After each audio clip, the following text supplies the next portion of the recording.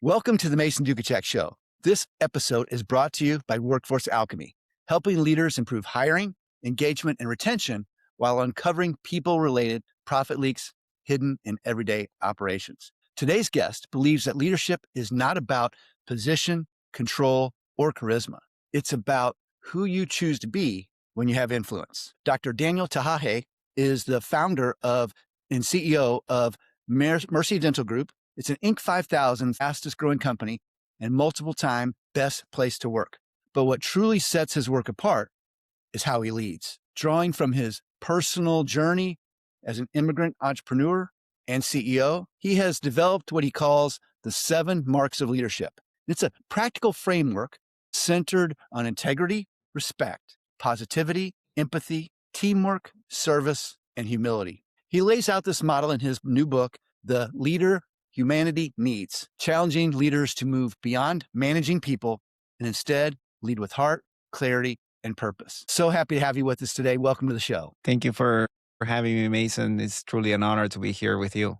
So before we get into the 7 marks of leadership themselves, what inspired you to create this framework in the first place? Was there a defining moment or experience that led you here? Yes, well, the 7 marks of leadership came out of necessity, I will say. You know, when I experienced this fast growth in my company, I knew I needed to create a system to replicate the things that I believed.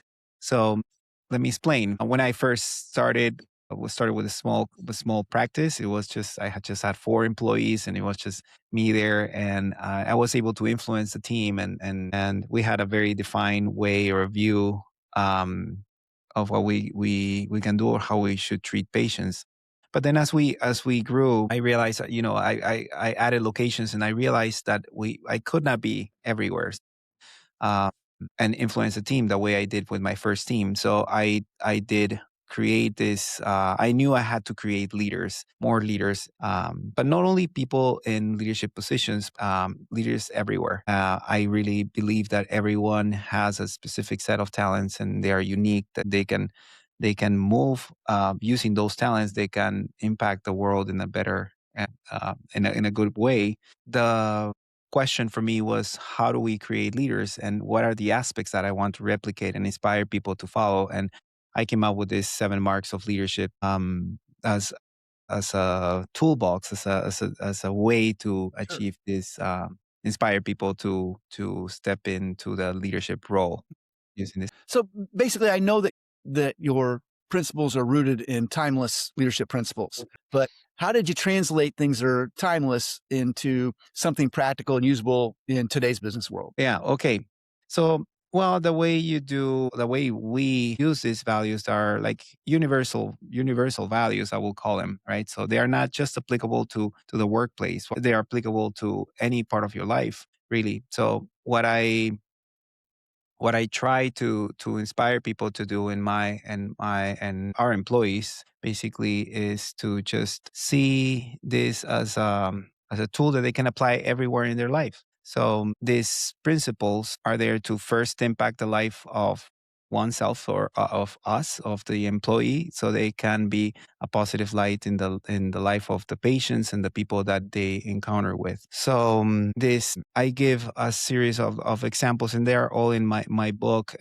It's basically understanding that everything that happened in your life and the experiences in the path that you went through are very valuable things that you can use to inspire others. You're in a special position, and the world is in an incomplete place without your talents, right? So I encourage people to embrace these values to improve in their life, not only at the workplace. And we can go through all these values Sure. one by one. So, but yeah, that I don't know if that answers your question.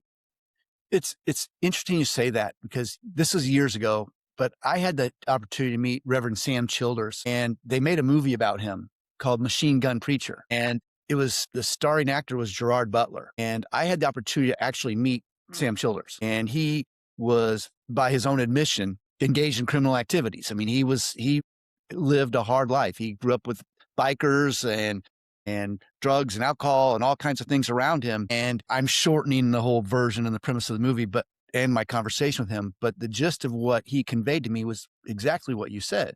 He said, I had to live the life I did to become the person that I became so that I was capable of doing good in the world that I'm able to do now. That's right. And it was fascinating to hear him tell that story. But you said that in very eloquent terms, and not all of us have to live that kind of life to be able to provide value to others. And his was a very dramatic change, and his circumstances were severe by anybody's definition.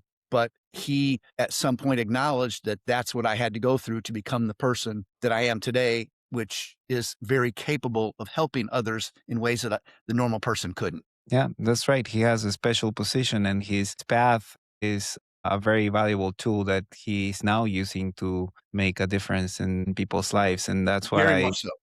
yeah, people Of the don't know. Yeah, but go ahead. of the 7 marks, which has been the hardest one for you to live out personally as a leader, and what did that growth process look like? Yeah, well, believe it or not, I mean, I would say that the hardest to live out for me was the concept of teamwork. And it is because I was always trying to control things, right? Like, so I was in charge of everything. And to me, when I talk about teamwork, I say, well, it is the capacity of trust on other people's capabilities and just invest in other people's talents and believing in other people's ability to solve problems. And for me, it was hard, although it's something that it comes very natural now, because obviously running a way bigger organization that at the beginning is impossible without trusting in other people's capabilities. One thing that when I went through this quest of trying to find this attributes of a leader, when I thought of teamwork, is I thought of the people that really made a difference in my life by believing in me. So I realized that at some point I didn't believe in myself, and uh, there were a couple of occasions where someone else invested something in my life and made me believe in myself. And that is the whole concept of teamwork. Is, the most powerful thing you can say to someone, I say that all the time, is I believe in you. Right. So just knowing that people don't believe in themselves. And that is the greatest attribute of a leader, right? To just understand that everyone's unique, and seeing the value of someone else before they even see it sometimes, make them believe in themselves. So teamwork is important because that empowers other people. But so it also allows you to achieve greater things because now you have more capabilities. And people, at least in my team, I'm been blessed to have so many talented people join our group. And I now enjoy seeing how, they grow and flourish. They do the work way better than I could ever do. But it was struggle at the beginning. So I know that integrity is the first mark. And in a lot of organizations, integrity gets tested, particularly when there's extreme pressure. How does a leader build and protect integrity when the stakes are high and temptations are great? That's an excellent question. Is I will say you protect integrity by understanding at all times the importance of it. Integrity is the first mark because it is necessary to build trust. And trust is key in every relationship. And if you think about it, everything we do as leaders is building trust and building relationships. I have, in my case, with my company, I build relationships with my employees, with vendors, with doctors that are transitioning their practice to us, and with our patients. And that relationship has to be based on trust. So without integrity, it is almost impossible to build trust, right? Every decision you make, even if it's to feel tempted to just potentially do something or cut corners or or I don't know, enhance your point by adding some sort of lie or something like that is you call it is a temptation, right? But we have to understand and remember all the time that this little win that you could win by not acting with integrity is not a good investment for the future. So to me, it is important to build a great reputation, but more than building a great reputation is building a great character, right?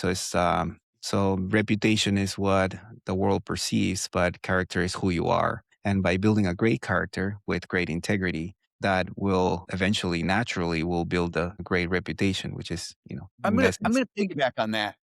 For those listening, I've been very fortunate to have good mentors around, and one of them explained to me something I've never forgotten, and I'll share with those who are listening. But as leaders, our decisions are only as sound as the facts in which they're based, and we can't see everything, hear everything, and know everything. We have to rely on other people. And you Mhm. said the keyword trust, and if they people that we as leaders rely on don't trust that they're protected and that they have an open place to speak truth, then they're going to exaggerate good news and cover up or distort bad news for fear of consequences. And by default, I don't have, as a leader, don't have the information I need to make good choices because I That's don't right. have the truth. And whose responsibility is that? That's mine. If I've created an environment where people don't trust and can't share what they see, hear, feel, and do with me, then by default, I'm incapable of doing my best. So I love what you said about trust, and I couldn't agree with you more. Yeah. It is important to, and I tell this to my staff all the time, and in general for myself, is embracing and acknowledging our imperfections. So, and that's something that I struggle with too before. Like I always had to be excellent. I always had to just, because of my, my path, I grew up poor and I had to just be excellent at everything to gain scholarships to just try to get out of that reality. And at some point, I realized that I wasn't comfortable with my mistakes or my imperfections. I felt like they were weaknesses. So I now realizing embracing this imperfection and see it as a great opportunity, right? We have unlimited potential. We're never going to be perfect. The goal is not to achieve perfection, but understanding that every day you have to improve and you improve by acknowledging your imperfections. And that's why I try to tell my team and encourage them to see them as, this is an opportunity. You made a mistake. Yeah. Now, what do you do with that? How do you prevent this to be, that this is the very thing that can make you greater. Today we have to be better than yesterday, and tomorrow we have to be better than today. That's the goal. It's interesting you say that. You talk about imperfections. I think a lot of times people assume that, oh, I'm the manager or I'm the leader. I'm supposed to have all the answers. And Mm. it's nice when you do, but it's not realistic. And I'm thinking back to the time I was a young second lieutenant in the Missouri Army National Guard, and our unit was activated for state flood duty, and they sent us to St. Genevieve, Missouri, which was on the Mississippi River. And it was a town that was on the verge of being washed away. And the mayor was a gentleman by the name of Bill Anderson, and he was an older guy, but he had wisdom. And I remember him sitting in a meeting with the city leaders and just said, I don't know what to do. I'm conflicted between this, and this. I think we have all bad choices. I think we have to pick the least bad choice here. I'm not sure what we should do. And as opposed to a false sense of importance or I'm in charge, I've got this, we're going to do this. He was just humble and honest and imperfect. And I watched Right. the faces in the room. I felt the mood in the room shift. And it was just like everyone just wanted to hug him and say, we're in this together. What about this? And what about that? And they were invested in coming up collaboratively with an outcome that could work. That's right. And I contrast what I saw and what I felt and what I heard with what I think would have happened if he would have been the answer man, like, well, we'll just do this, and it's going to work Mhm. just perfect. And everyone Yeah. knew better. But he was comfortable being uncomfortable, and there was perfection in his willingness to be imperfect. Yeah. It's just one of our of the marks of leadership is humility, right? Like that's the what I call the king of all virtues. Without humility, you can't really lead or lead right, right? Lead correctly. You are inspired if you think about you want to follow a humble leader, someone that can, acknowledge their mistakes, but also knows that is full of gifts. It's okay for me to say, I have a lot of gifts. I am great, but humility is about knowing that you're not more important than anyone else, right? So everyone is unique and everyone is valuable and everyone has something to add to the table that you don't have, right? So I don't know it all, although I have great talents and virtues, but I'm not perfect. So let's talk a little bit about positivity, because I know that can be misunderstood in leadership. And sometimes there's that false sense of positivity where people are like, oh, that guy's just full of it. He's always saying stuff. He doesn't believe any of that. And there's the genuine type. How do you differentiate true positivity from people who try to fake it till they make it? Yes. So, well, positivity, first, I always make the clarification, right? So, positivity is not pretending that everything is fine or everything is good or just ignoring the bad. It's just understanding that even the most negative thing in your life can make you better, which we're just talking about this example of the life of this man that now is leading, is doing something with even though it was a negative experience, now he turned it into a positive thing that is impactful. And so those scars are very valuable, like the wounds that we have and that we can use to inspire other people. So that is what a positive leader is. But one of my favorite quotes is, "It's better to light a candle than to curse the darkness." Sit and complain about the darkness, or we can choose to do something about it. So that's what a leader does, right? So inspires people by lighting up a candle. You inspire other people to light up candles, and then eventually that room that was in darkness is now full of light because everyone is lighting up a candle. So in the teams, in the practical way, I say, well, I at the practice level, so we as an organization want to build great environments, great workplaces, and great like attractive environments. Patients can feel if there is conflict, there's something going on in the team, and if there is a disgruntled employee or something like that. So for us, that reflects on patient experience. So having a great environment, and great environments start with positivity, with because we know that we don't have a perfect organization. So that's first acknowledging that, right? So, but then what do you do to change your environment? Because not every day, I mean, sometimes your team member, someone in the team is not the most positive person. That day you're gonna have to light up a candle. And sometimes it will be the other person lighting up the candle for you because we all have personal lives, we all have problems and so that is what it is, just the concept of being the positive light and just take action, right? Instead of waiting for someone else to come and do it for you. You can make the change. I'm a huge Tony Robbins fan, and he always talks about the power of questions, that questions direct your focus. And he looks and he advises folks when they're dealing with a difficult situation to ask different questions because it redirects focus and attention towards something more positive and productive. For Right. example, if something bad happens, he might encourage people to ask a different question, such as, "What's great about this problem?" or "What's not perfect yet?" or "How can I use this?" And that opens up the brain to all kinds of different positive possibilities where something that someone could view as a negative experience produces a positive outcome. And sometimes obstacles create the greatest opportunities. And I agree with everything you're saying about the positivity thing. It's huge. So let's Yeah. talk a little bit about empathy. People talk about that a lot. Can you share perhaps an example or a specific moment where leading with empathy changed the outcome for an employee in your organization? Well, let me think about that. There are a few examples that come to mind. Well, empathy, the way I describe it is just not only putting yourself in someone else's shoes, but understanding first the one of the first marks. So when I start is and with respect, I say that everyone is unique and valuable and have a unique path. So now with empathy is understanding what that is, because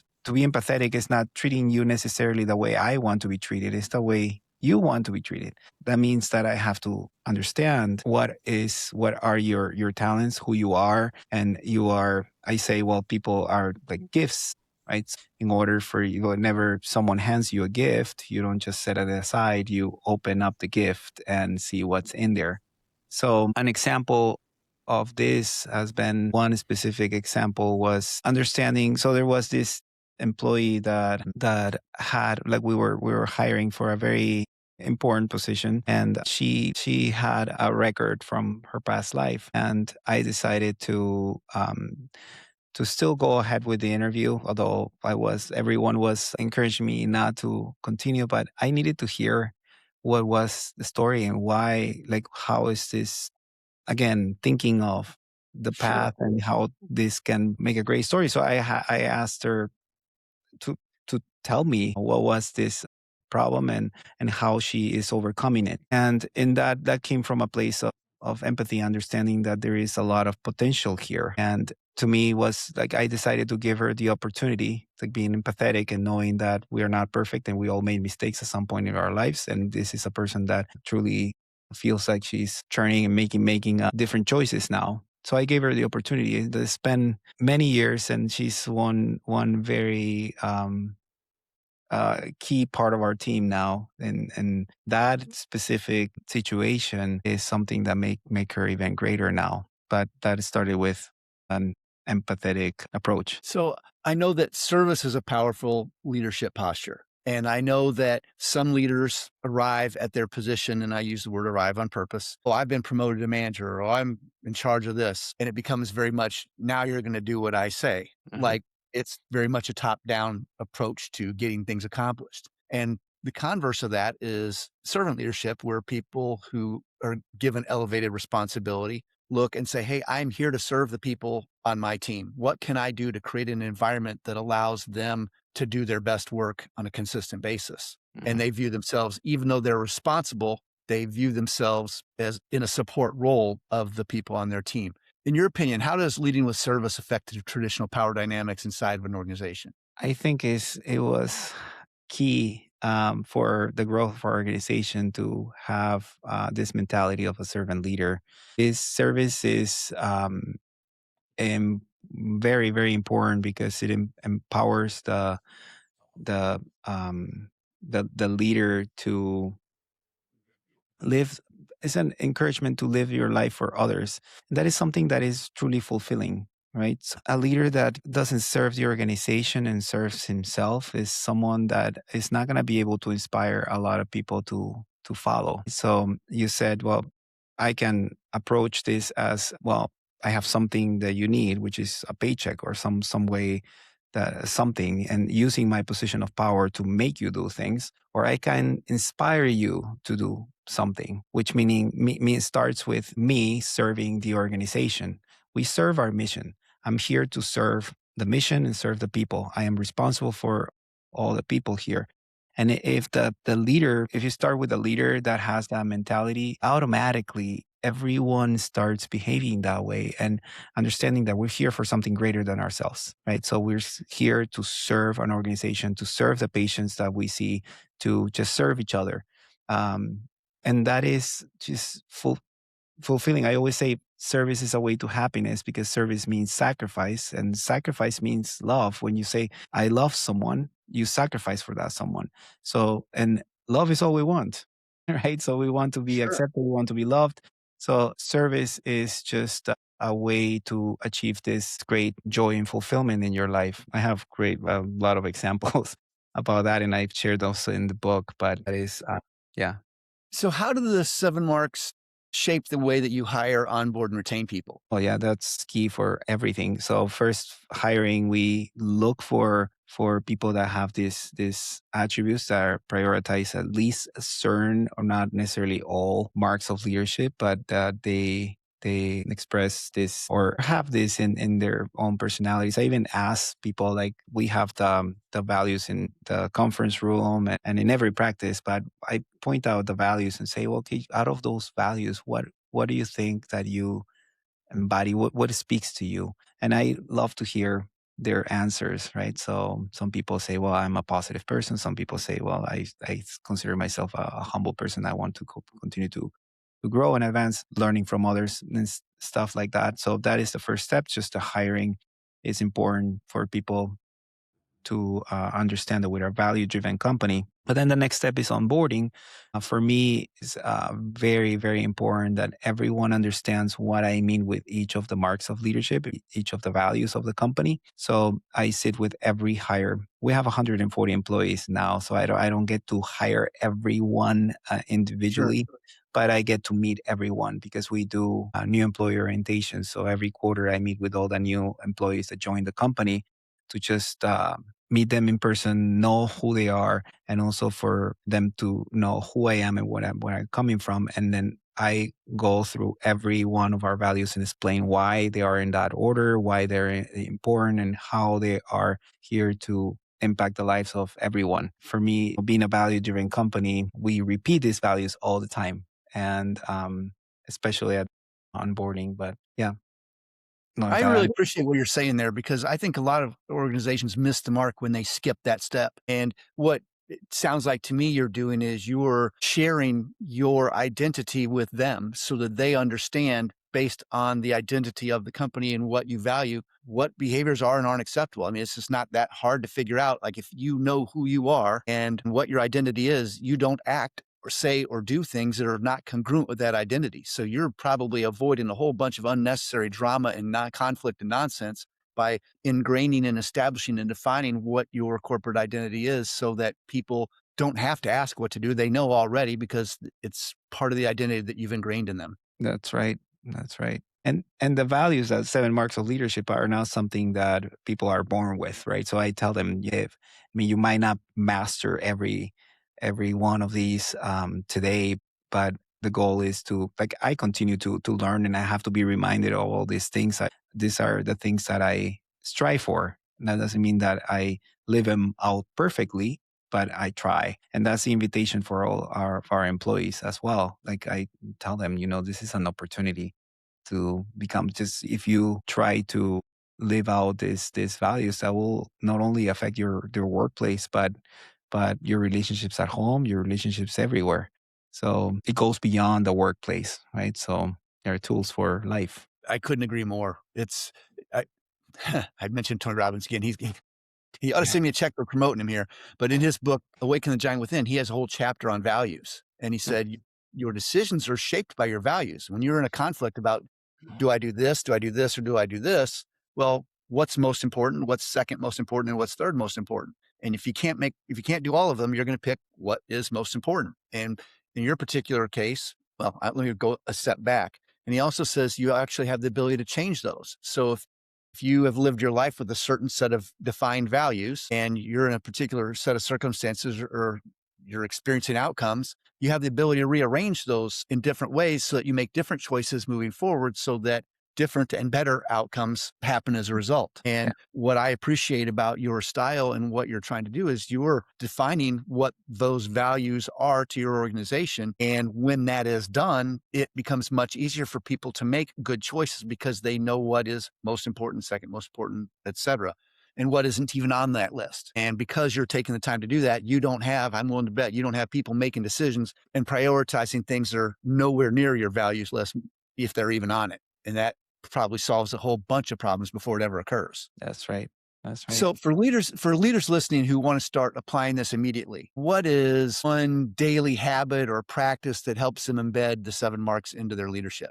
Daily practice, like what I practice, is definitely trying to live out these values. Starting everything starts with understanding the value of every person that you lead and the potential value. So your main job is to understand what makes these people valuable and unique and how that fits within your mission.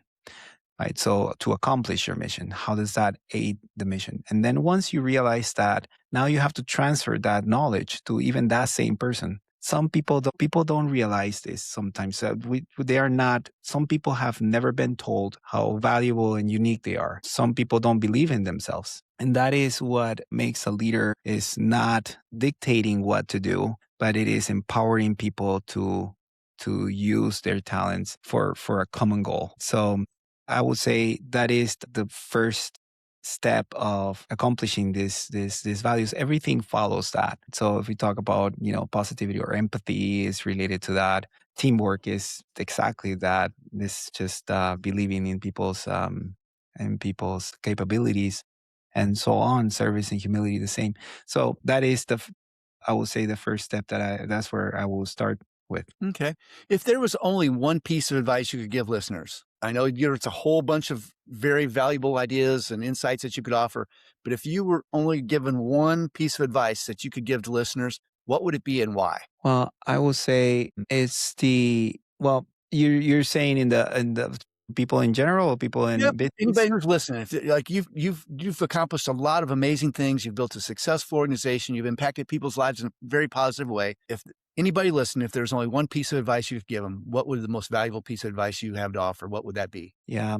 So it's living your life for others and understanding that you have to sacrifice and use your position to impact the life of someone else, starting with your employees, but then the people that your business touches. Your business is just a tool. It is the way you impact the world. It is not here to create wealth or to make you richer or to serve yourself, to serve you. It is to serve the world. And of course, with this, one thing that is very important is first your business have to exist. So that's why you want to create a financially responsible business, a financially healthy business. But that with the goal of using the business to impact the world. We are dentists. The mission of Mercy Dental Group is to impact positively the life of people using our talents. But only one of our talents is dentistry.